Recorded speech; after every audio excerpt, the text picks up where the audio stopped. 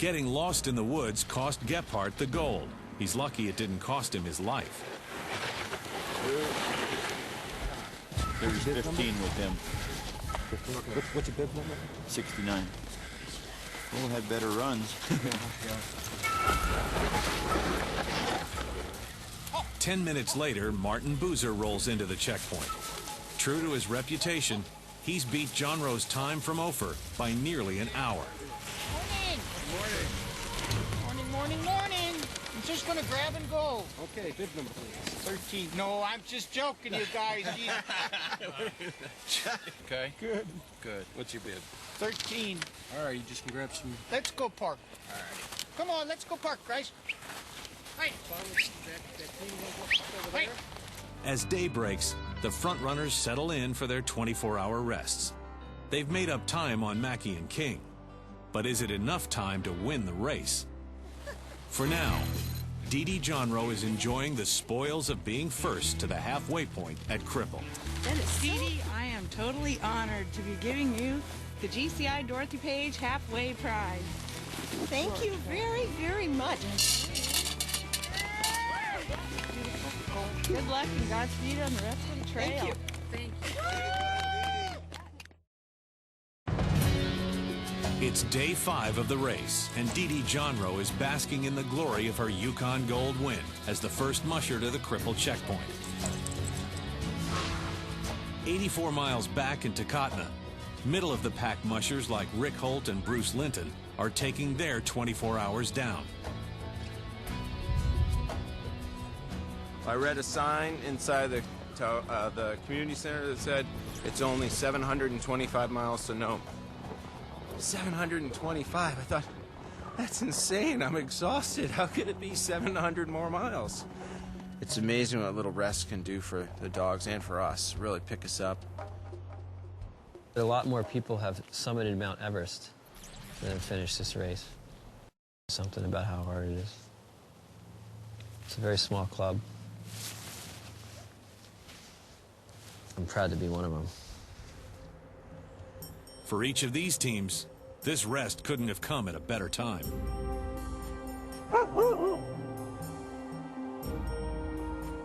Earlier this morning, Lance Mackey and Jeff King finished their 24-hour breaks in Takotna and set out on the road to Ophir. Mackey left with a 13-minute lead, and now the question is whether his struggling dog team got enough rest in Takotna to hold off the master, Jeff King. I just came off a nice long break, but now we're to the point in the race where we need to start trying to separate ourselves a little bit here.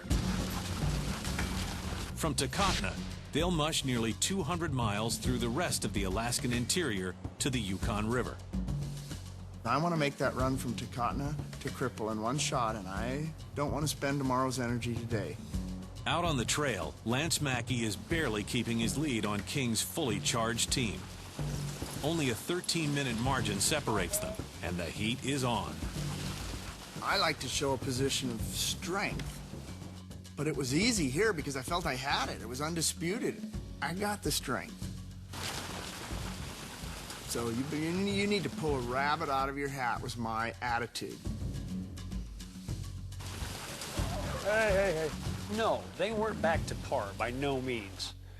But again, I wasn't going to back off. Mackey's trying to keep up his strategy of staying out ahead.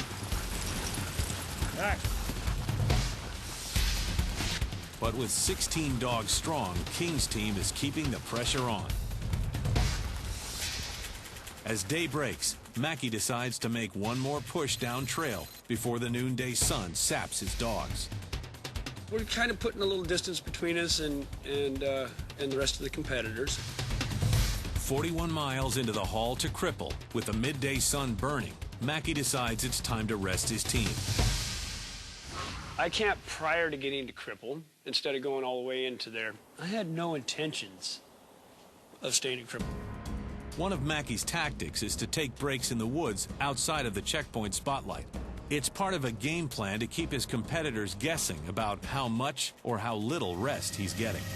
For the middle of the day, after a long 70-mile run, he's about probably close to 20 miles out of the checkpoint. And then I went less than a mile, there's Lance. And his team looked really flat. They were zonked, laying in the sun, didn't even lift their head as I went by. And I remember I had my iPod going with my external speakers, and I'm playing, trying to get the Rocky theme song to play as I pass him. Just remember him cocking his head like, what the heck is that? King confidently passes Mackey and mushes on to Cripple.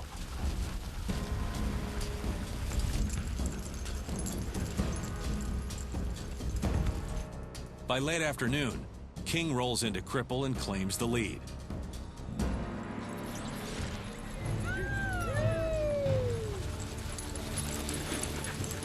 Yeah, wow, phenomenal watching King come in. Gotta love that. I think this is the first time I've been in front of him since we started. But, you know, I've been doing this the way I think I should, and I think it's still gonna pay off. But 4 hours later, in the cover of night, Mackey pulls into Cripple.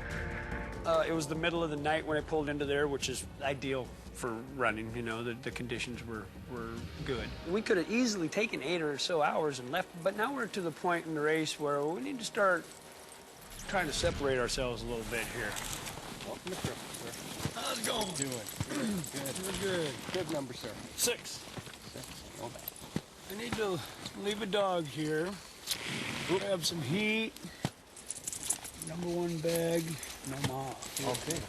Mackey drops his slowest dog, Foster. Now it's time for only the fastest of his team. Which dog you dropping? Who wants him? His name's Foster. Oh, he's just not real enthused about it. You got attitude? No attitude. Okay. No performance. With King still resting at the checkpoint, Mackey makes the bold move and sets out for the gold, 112 miles up at the Ruby checkpoint. It's a pretty long run up to Ruby. The time of the night was perfect. I just came off a nice long break, and there was a very, very nice reward there. $5,000 and a 7-course gourmet meal. Something that I'm very fond of is food. Bonus is the $5 grand. So when I heard he hadn't stopped, I made yet another miscalculation about him. I go, you're not going to stop here. That means you're going to stop somewhere between here and Ruby. And you're not using this checkpoint at all. Now you're going to carry food and straw again. And this is after telling the whole 24-hour break, bemoaning how bad the dogs look. I said, you're kidding me. You're screwing up. But you're too good to screw up. What don't I understand?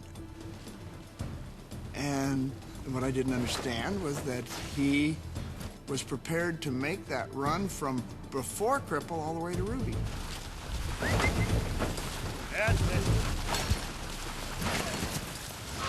Lance Mackey and Jeff King are up with the leaders.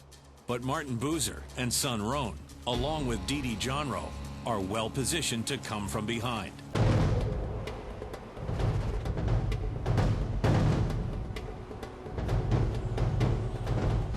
It's day 6 of the 2008 Iditarod. Two former champions, Lance Mackey and Jeff King, have broken away from the pack. But a strong core of veterans are on the chase. For many, the first 600 miles through the grueling Alaskan wilderness have turned the race into a game of survival.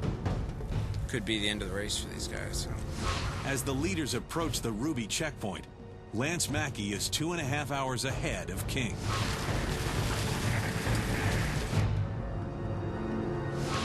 Ruby is the gateway to the famous Yukon River, which stretches 1,800 miles across the state of Alaska.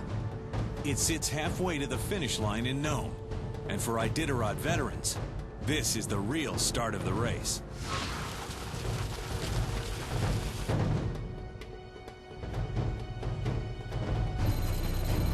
Ironman Lance Mackey struggles into the Ruby checkpoint.